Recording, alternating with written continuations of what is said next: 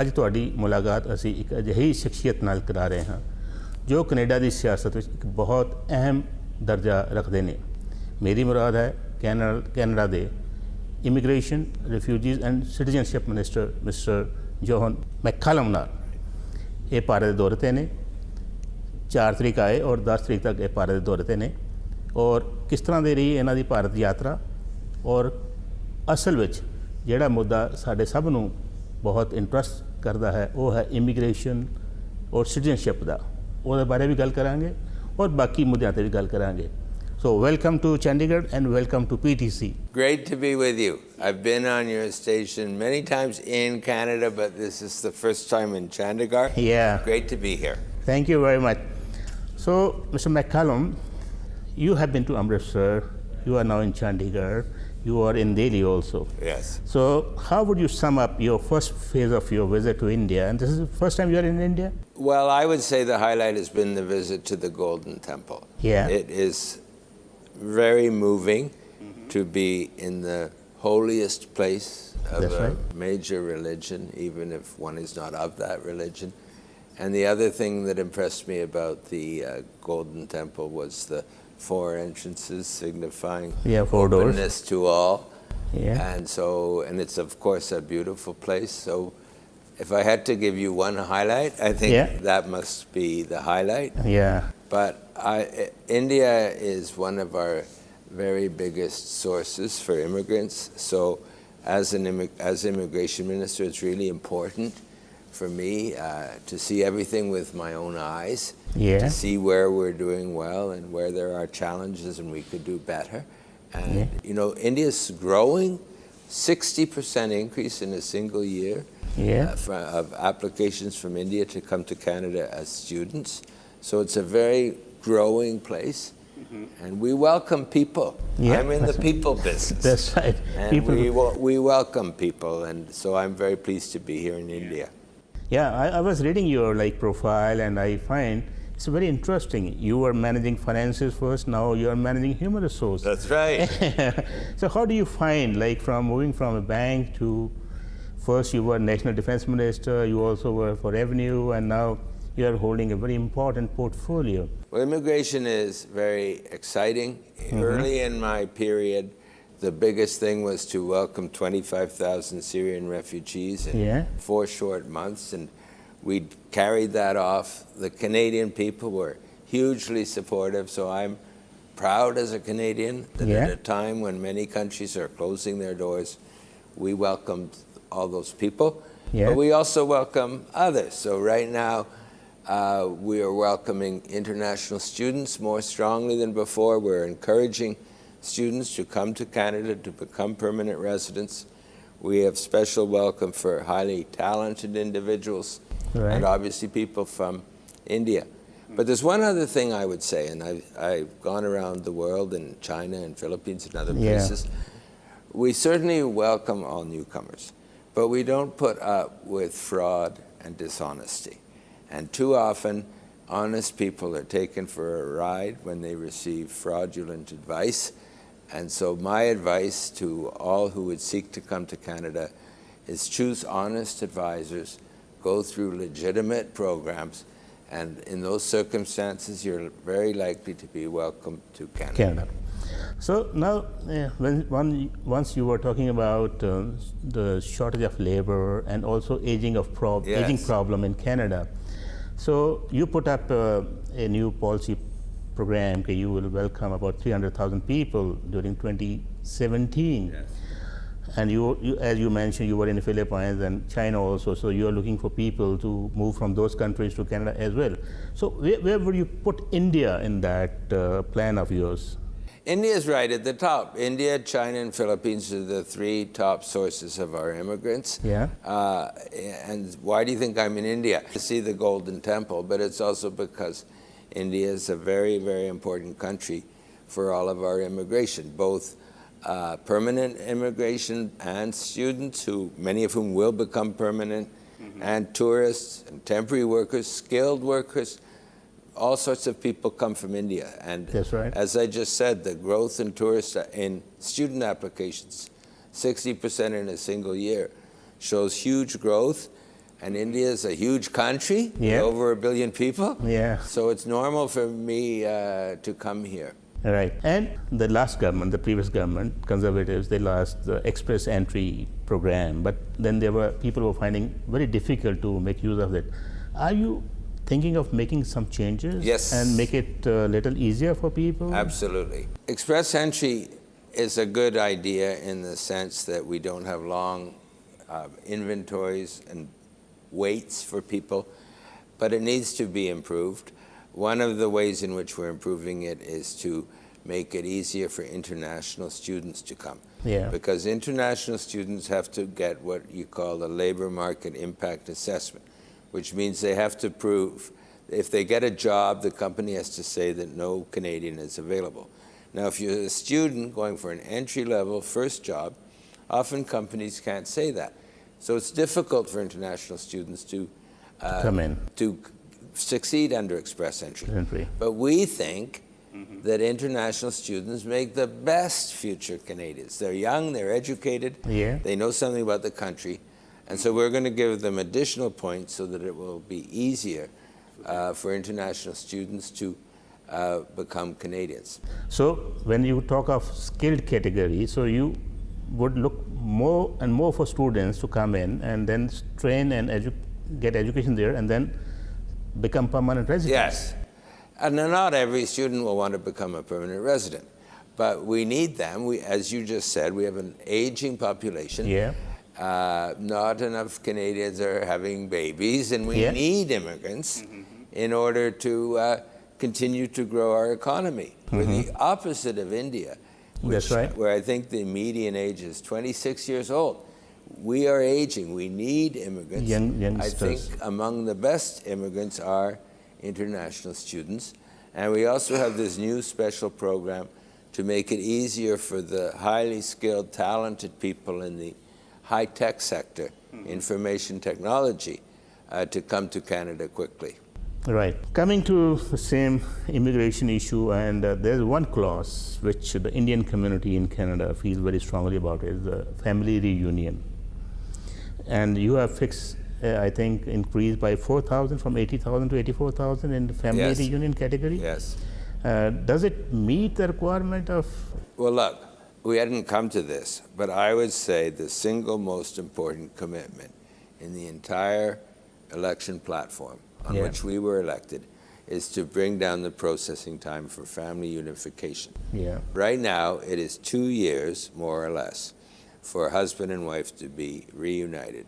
We think this is far, far, far too long, and I can promise you that within a few weeks or a month or two, we will get that time radically down, because it is unconscionable, unacceptable for the Canadian state to force people to wait 2 years.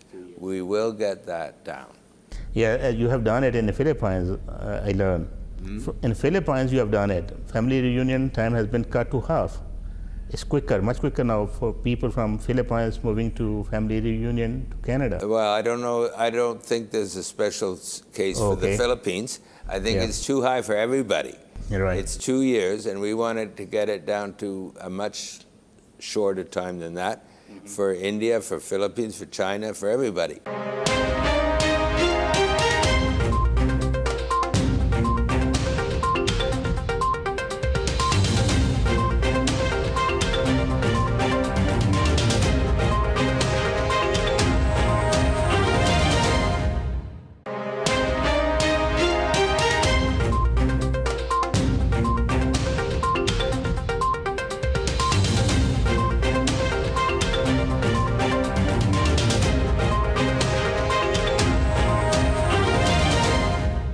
You also, when you were visiting China, you said that you would advocate for more visa centers in China. Yes. And is it also coming for India as well? Well, we already have a lot in India.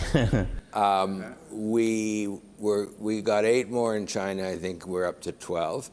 I'm told we have more than 12 already in India. It's possible we'll get more. But we already in India had way more than we had in China, and now in China we're catching up. Catching up, okay. And when you are asking people from world over, or skilled people, or like professionals, like doctors, engineers, they face a problem. Their degrees, whatever they got, their qualifications in their home countries, they find problems at times they are not recognized in Canada. So accreditation of those educational qualifications, are you doing something for them so that they can, when they move to Canada, they can start working, right? That's a big problem. It's an enormous problem. It's been a problem for decades, but it's not something the federal government can act on because the accreditation, the professional qualifications come under provincial governments. So I am working with provincial governments. 2 provincial ministers are with me in India now. That's right. We work closely together. They have come with you? They came with me. They're here. And we are having a conference in 2017, best practices on foreign credentials, which is provincial governments and federal governments. So I am hoping we will make progress in that area, but that's not something that we at the federal level control, so we will work actively with provincial friends to make it better. And 2 more categories in which probably you are laying emphasis is, one is business investors. Yes. And the second is the caregivers. Yes. So what do you mean by caregivers? Like what category of people you want to immigrate to Canada in caregiver category? People who look after or Nursing. give care to either little children or old people. My mother is 92 years old. All right, so somebody else. She has a caregiver that spends some time helping her. And they also work with little children. And so as our population ages, we'll have more old people and maybe fewer young people. So increasingly caregivers will look after older people as well as younger people. And you know, some of this care is given by Canadians, but often it's difficult to find Canadians. So we have many foreigners, often from the Philippines, who come in and do that work. Right. And what about businesses? What sort of investors you are seeking they should come over to Canada? Well, we want entrepreneurs. We want skilled workers.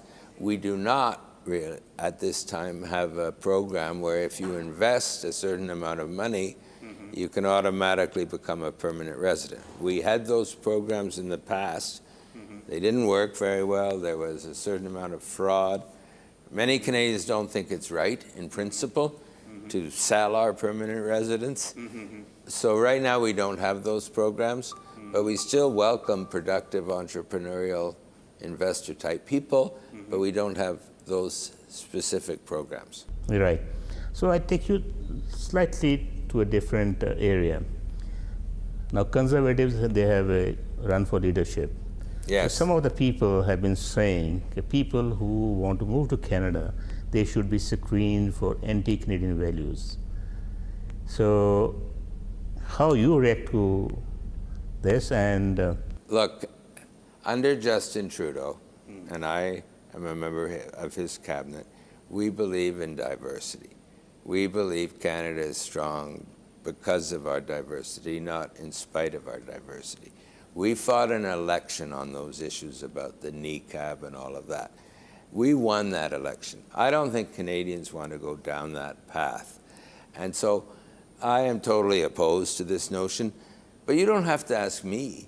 Most of the Conservatives are opposed to reopening that issue, which was so disposed of in the last election. So yes, there are a couple of candidates for leadership of the Conservative Party who have raised these issues, but most Conservatives have denounced them, including the acting leader, Rona Ambrose.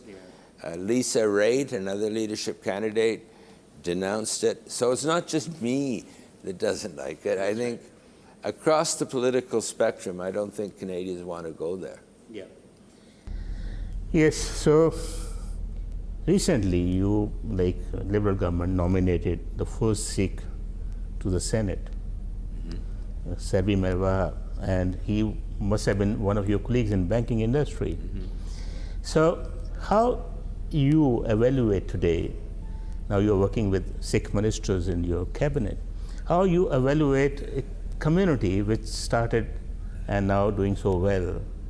Well, look, obviously the Sikh community has done extremely well with our government. Four ministers. Of the ministers out of 30 are Sikhs, and I know them all very well. Yeah. Harjit Sajjan, the defense minister. You were earlier, and now he's your pretty. I worked closely with him. He worked very closely with us on refugees. Amarjit Sohi, the infrastructure minister. Bardish Chaggar, who's now the House leader. That's right. A young, at least young by my standards, young woman, first woman House leader for the governing party, and she's doing a great job. And Navdeep Bains. He's actually in India now. Yeah, that's right. I was with him yesterday in New Delhi.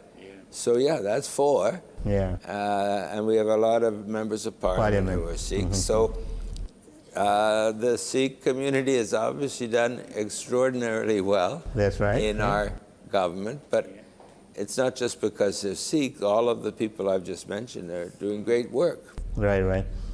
And since India and Canada, when we talk of people-to-people contacts, we have very strong bonds between Canada and India. Yes. And our Prime Minister went there last time, Modi, and he invited Canadian Prime Minister. So when do we expect Canadian Prime Minister in India? Soon. Soon means? I can't give you an exact date. I think very likely next year. Early next year. My understanding is that they've agreed. They've met other times, but they've both agreed that our Prime Minister will visit India. Right now, the Prime Minister's office of each country, they're working together to find an appropriate time, but it is as soon as possible. And in some sense, when people like Navdeep Bains and I visit India, we are laying the groundwork for the Prime Minister's visit. So it will be as soon as possible. Both sides have agreed to it. It's just a question of the logistics to find the right time. So early next year we should expect him. Next year. Right.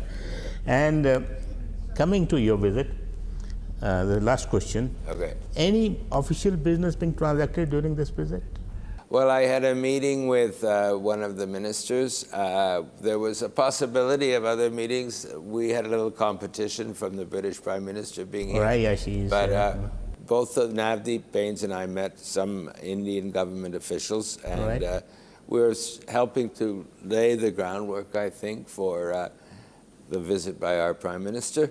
And I think our trip is going very well. Thank you. I hope rest of your visit also proves very useful and helpful, and enjoy your stay in India. And once again, thank you for sparing time for us, and we wish you all the best, and all the best to Indo-Canadian relations.